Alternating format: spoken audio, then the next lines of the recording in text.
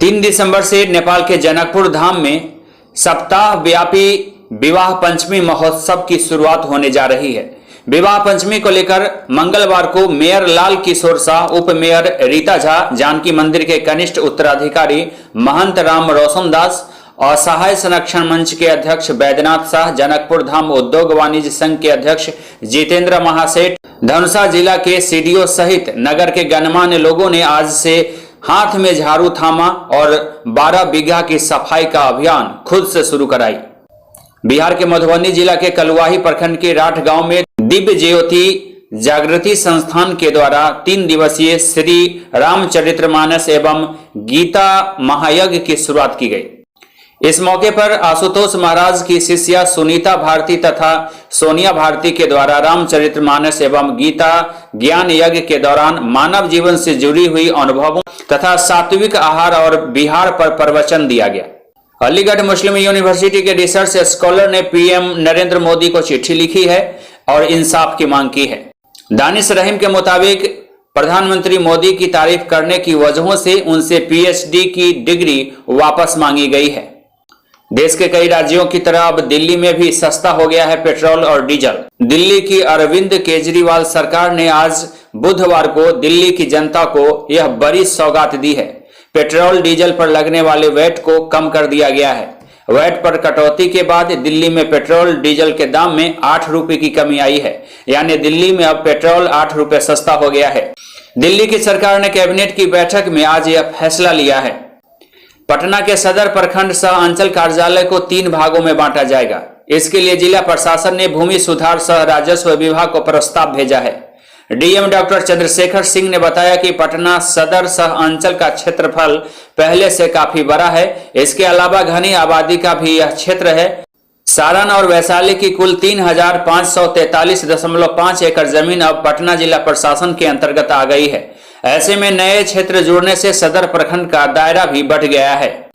जम्मू कश्मीर के पुलवामा जिले के कस्बा यार इलाके में सुरक्षा बलों और आतंकवादियों के बीच मुठभेड़ खत्म हो गई है। सुरक्षा बलों ने यहां दोनों आतंकी को ढेर कर दिया है। इसके साथ ही सेना ने पूरे इलाके का सर्च ऑपरेशन भी जारी रखा है। महात्मा गांधी केंद्रीय विश्वविद्यालय मोतिहारी के प्रबंध विज्ञान एवं वाणिज्य संकाय के अधिष्ठाता प्रोफेसर पवनेश कुमार को महामना मालवीय मिशन का सदस्य बनाया गया है। मोतिहारी में जिलाधिकारी शीर्षत कपिल अशोक ने आज समाहरणालय परिसर में नशा मुक्ति रथ को हरी झंडी दिखाकर रवाना किया।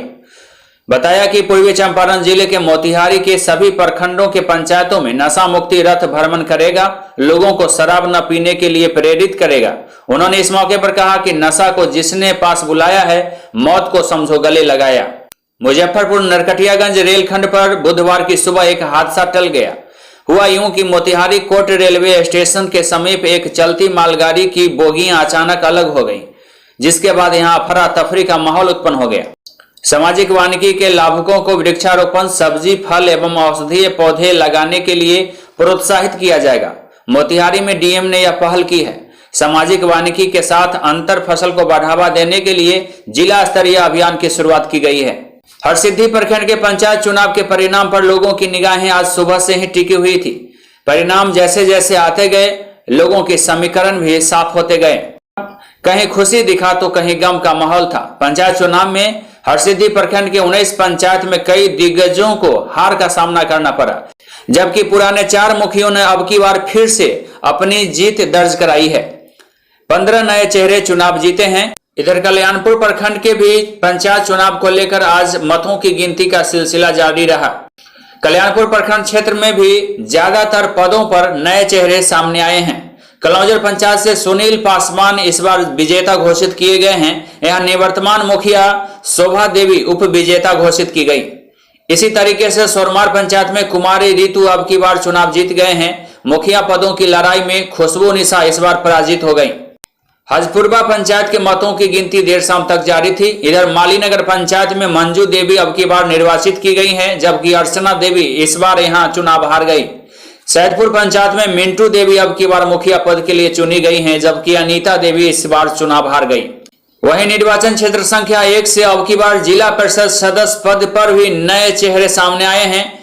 रवि रोशन कुमार अब की बार निर्वाचन क्षेत्र संख्या 1 से जिला परिषद सदस्य निर्वाचित किए गए हैं। इसी तरीके से कल्याणपुर प्रखंड के विभिन्न पंचायतों में भी अब की बार जो चुनाव परिणाम आए हैं, युवा चेहरों को जगह मिला है, नए चेहरे सामने आए हैं, नए चेहरे अब की बार निर्वाचित किए गए हैं। निवर्तमान जनप्रतिनिधियों को अब की बार कुर्सी बचाना मुश्किल हो गया।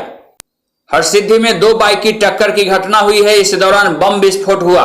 इस हादसे में 3 लोग जख्मी हो गए। एक बाइक की डिक्की में रखा हुआ था बम और इसी दौरान हादसे का शिकार हो गया।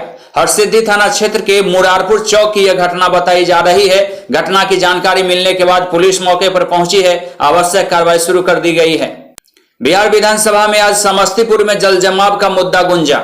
समस्तीपुर के स्थानीय विधायक अख्तरुल इस्लाम शाहीन ने बिहार विधानसभा में शून्यकाल में समस्तीपुर नगर निगम क्षेत्र में बरसात के दिनों में होने वाले जल जमाव का मुद्दा उठाया और सरकार का ध्यान यहां आकृष्ट कराया गया।